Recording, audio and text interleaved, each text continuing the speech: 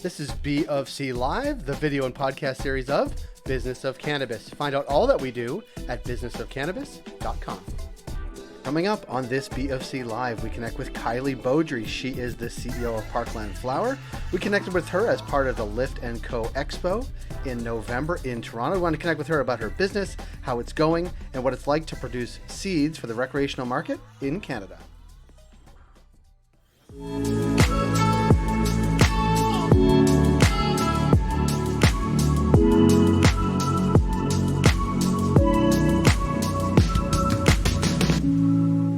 Kieley, thanks for being here. Hi, Jay. It's great to see you. Great to be here. see you. It's like back to a normal-ish? Quote unquote normal. Normal-ish. Normal-ish. Let's call it normal-ish. Normal-ish. I think we can go with that. We should actually put that on a shirt. Back to normal-ish. Yeah. And the ish will be in handwriting. It'll be a good design. Talk to me about Parkland Flower. Well, we're a micro cultivation just outside of Edmonton, Alberta. Where was -10 this week? Where I left 2 feet of snow. Oh, seriously? Yeah. Like, not that many people come to Toronto and be like, the weather's great. Yeah. I'm going to Jamaica on Monday. Oh, you are? For how long? For a week. Oh, nice. Yeah. I'm going to Jamaica at the end of December. How exciting. It is exciting. But you've already lived through winter. You've already lived through the worst of winter I'm going to live through before I get to Jamaica. Well, and usually we just get like a little bit of snow and then it's gone. This was like we're here to stay. Yeah. Yeah. You got to get to Jamaica it is winter. right quick. Yeah. Couldn't have planned that better. Okay, so we got the Edmonton part, then I waylaid on the weather. Okay, sorry, I took a turn. Okay, so microcultivator outside of Edmonton. Yes. Main focus, cannabis seeds. Yes. Yeah, for recreational growers. Real niche market. Yes. Small market. And there's no availability. There has not been like very... every seed you produce gets sold all the time. Well, I wish it was that way. I'm going to make it that way. Well, I hope so. It's getting the provinces on board. And what's their hesitance? Their hesitancy is, and I quote, we're not going to be a seed bank. That's not really what you're asking them to be. No, I'm not. But they're going to limit, OCS, for example, is going to limit their SKUs, their category selection to about 35 genetics. Why? You don't have to answer for them. I'll ask them. Yeah. Yeah, that doesn't make any sense. But it's the onboarding, right, of all these SKUs and the administration behind it. They have like 1,000 SKUs now. And not that many of seeds. How many SKUs are seeds on the OCS right now? Right now, I think they got about 7 or 8, and they're slowly increasing them. But I think for spring 2022, and it's a seasonal product, and I think that's also kind of some of their hesitation. Yeah.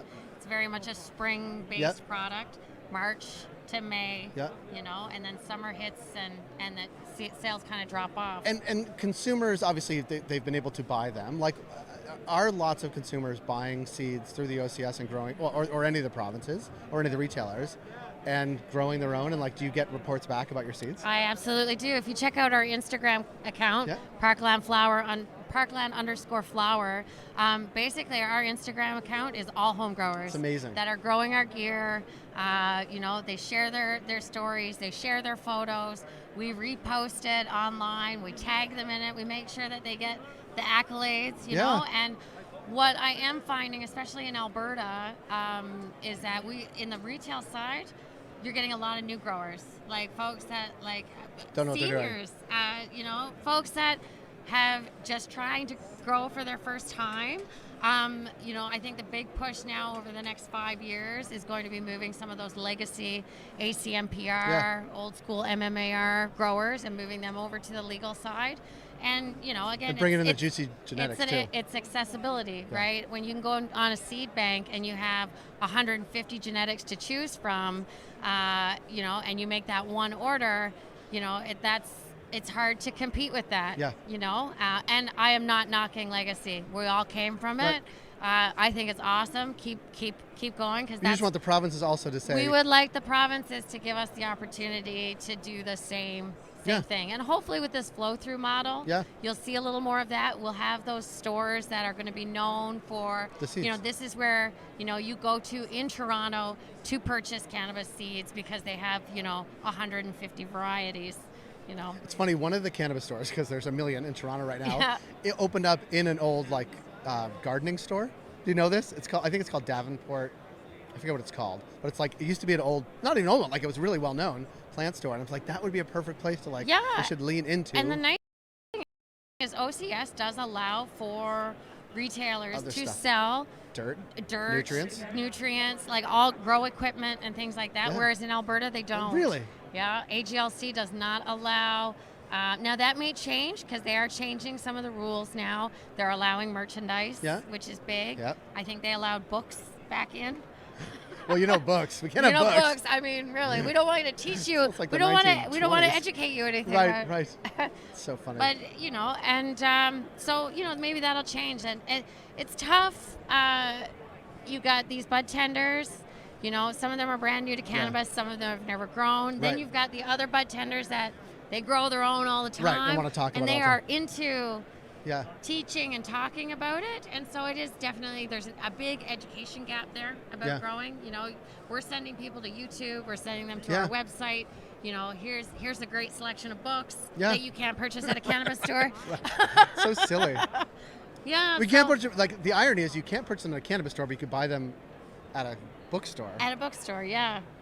It's silly. Yeah. That does not make any sense. I mean, you know that.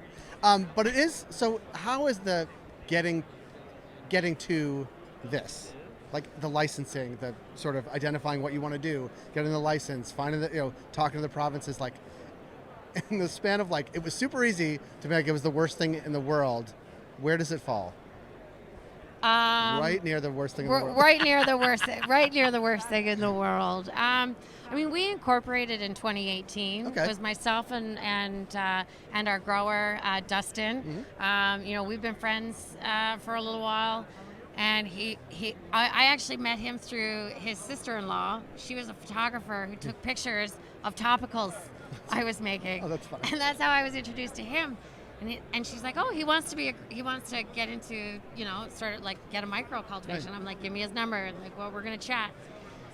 And then he actually was a designated grower for a couple of medical patients. And then I started taking his cannabis and turning it into products for those medical patients. Oh, I see. Yeah. We had a 6-year-old patient that I was making suppositories for. Yeah. And then actually, it's funny, his dad's a welder, and he built a bunch of stuff at our facility. It all comes full circle. Right? It's a community. It is a community. And I mean, we literally went right from lobbying the municipality to open up zoning, right? They were not allowing cannabis production in industrial parks. Oh, geez. Where are they going to allow it? I spent the better part of the beginning of 2019 working on their bylaws with them. All I want to do is get seeds to people, and they're making me go through a zoning review in the bowels of a city hall. Yeah, seeds and flower, like we're just here to grow a plant. Right. But yeah, that's what I spent the better part of 2019 doing. Then they finally opened up the zoning. We rented a big empty warehouse, and we got to work. Got everything built out we got that in October, built out by November. Oh. We were fast. Yeah, that's fast. We had the planning. Like it was. All you could do while you were moving zoning, you were like, we just got a plan. Just keep we gotta planning. be ready to roll day one. So we had cranes in and like all kinds of stuff. And then we waited again. For the license. And then COVID hit. And then I heard about that. That was a thing. That dragged everything out. Our licensing took 10 months. Shit. So yeah. So when did you get your license? August 2020. Okay. Yeah. So right smack dab in COVID. Right. It'll be a really good story. It's someday. Fun. It'll be a really good story one day. I'll write a book. Which they won't be able to sell. You're serious, isn't it? Yeah. No, but it's an inspiring story, and I think it's true for so many people. Like the struggle. And we did everything ourselves, literally. Like I project managed the construction. Dustin put up all of the paneling throughout the entire facility. Right, like we hired out things like electricians and all that kind of stuff. Things would have been dangerous. Right, all that kind of stuff, HVAC. Right. But for the most part, we did everything. I did all the licensing. Can I ask you a real idiot question? Like, how do you cultivate seeds? How do you cultivate seeds? Yeah. You gotta have a mommy. Yeah. And a daddy plant. Yes. Yep, that's the easiest. And then there's way. seeds. Yeah. So we're gonna edit this out because we sound like an idiot. But I am curious. So, But like at scale, like how do you? at scale, Yep. so you start a room Yep. just the same as you would start a flower room, Yep, right? okay. So you have all your ladies, Yep. right? You'll clone them all out Yep. because you want to have a consistent Right, okay. phenol, Yep. right? So that you basically. I'm with you reducing- so far. Yeah. Do all that, and then you have your males growing in a separate. Right. You either take your females, you Yep. take some females out, Put them there. and you actually Oh. turn them male. Okay. Yep. So you'll actually and put them back. You'll Okay. you can. I know that intersex can them. happen. Yep. Yeah. Yep. Or you'll grow some from seed to get a male. Okay. So that those are Okay. two ways to do that. Once they start dropping pollen sacs, Yep. you'll move those males in with the females. Okay. And then you No. throw on some berry white, and then you go in. That would be awesome if you actually put music on. We do. Do you? Is it really Barry White? We, Is it? let's get it on. And you sex them up. You do. It's sexy time in the grow room. Is that what it says in the schedule? Like sexy time? Sexy time. So funny. Okay. Yeah. And then the seeds. And then How long does that take? Well, same as flower. Okay. Yeah, depending on the genetic. Yeah. So then they grow out.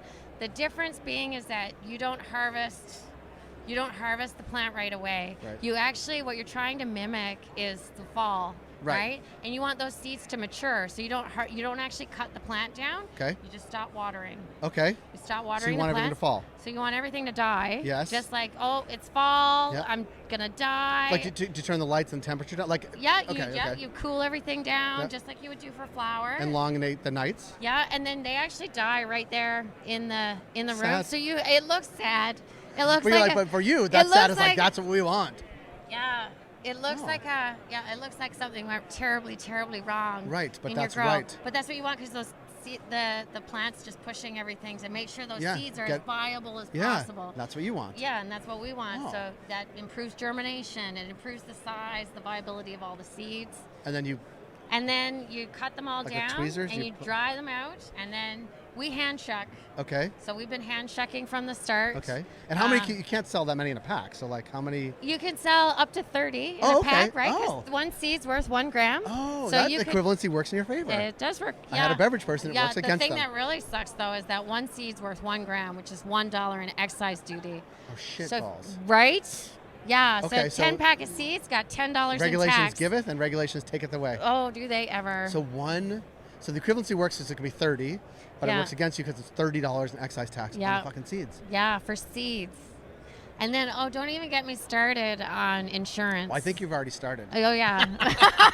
Like, are they insurance that it's like there's 30? So insurance, and for us to sell, because we sell direct to the province. Right. 'Cause we can sell seeds without a sales amendment. Okay. That was another That's reason. good. That's They another giveth. reason. Regulations giveth. Regulations giveth. But at OCS, you need $10 million in recall insurance for Okay. seeds. Seeds. That's like Recall. $55,000 a year Just just for insurance. But no, why would you? I mean, I guess there's scenarios. I mean, where what's going to happen? Like someone going to choke on a seed? Like Not those. They're tiny, teeny, they tiny. might put them up their nose. Kids put them in their ears. That's not going to be on you anyway. They're not going to recall because of that. Right? Oh, this is a fascinating conversation. I think it's fascinating. Yes. I think you probably think I'm an idiot. Like, that's how you make You're- seeds. Everybody knows that. No, Jay. they don't. No, I You'd don't be think they do. surprised at how many. You know what's been neat too? It's watching folks, because we have released a few regulars. Yep. And so folks are like, oh, how do I recognize males? And then they get their males and they're like, well, what do I do? I'm like, well, you can either remove it or you can breed. Yeah. And we've had so Since many. we're breeding their own. We've had folks breeding their own this That's season, pretty advanced. which is we actually have one grower breed 2 Parkland Flower genetics together. Oh. Yeah, they took our Northern Lights auto flower and our Blueberry auto flower and bred them together. Okay. Yeah. I'm Which gonna is do great. this Like next it's season. so neat, but it's such a lesson in instant gratification because you don't get it. Yes, I know. We Right? grow So tomatoes. people Yeah. get their flower, they roll it up, they smoke it right away. This is like you're like and then 6 they're months like, out, this brother. is awesome. And then it's like they buy the seeds and you're like, yay! And we wait. For an auto flower, like what is like home grower in my yard? Like what is the how long? An auto flower, well, it depends again on Yeah. the genetics. Yeah, yeah. So the 3 we have right now, we have a Northern Lights, and we have an Afghani Kush and a Blueberry. Yeah. The Afghan Kush and the Blueberry are both fast flowers. So from germination to finish, you're at about 85 to 90 days. Oh, Northern lights. And when do you plant them? When would I plant them? Here. Anytime after your first frost. Okay, depending so May, on your climate, where you are. May 9th, I think May 12th, something Yeah, like that. Does that yeah, sound right in there. May Same 2. time as. Lots of people just wait till May 2 for. Right. Right. And then they'll have it for Labor Day. Yeah. But before Labor Day. Yep. Okay. And then the thing with autoflower seeds, you want to be planting them right in their forever home. You don't want to be starting them in little pots or anything just like that. In, done. You know, 3-5 gallons. 5 gallons are great. Okay. Because if they get root bound, it will actually kickstart their flowering cycle early. Okay. So you'll end up with like one little plant with a bud. Okay. Yeah. Okay. I've learned a lot. Yeah. I feel like you could teach me a lot more. Oh, my grower could teach you so much more. Will you come back and like tell me what to do next spring? 100%. Awesome. We're gonna do this. It's gonna be great. Yeah. And then I'd come to Edmonton, but not. Are you folks going to grow up? Yes. I'll at Niagara see you Falls. there. Yeah, we'll see you there. Yep. But I won't be. Yes, but I'm not coming to Edmonton in winter. I'm sorry. No, don't do that. I would maybe never. I'll I come would down to never Jamaica. recommend that. Ever. Yeah, I think that's probably a good recommendation never to make for anybody. If I didn't have children in school in Edmonton, I wouldn't be in Edmonton this is the thing. in winter The either. Mexican soccer team had to come play in Edmonton. Oh my outside. gosh, that was something else. Yeah, they're not accustomed to that. Well, nobody's accustomed to playing soccer outside -10, but certainly not people who live in 35 degrees like that. Yeah. The Canadian team's all like. It's good home team advantage. What we want. Yeah, no kidding. Thank you for coming by. It was great. Thanks for having me, Jay. You got it. Really appreciate it.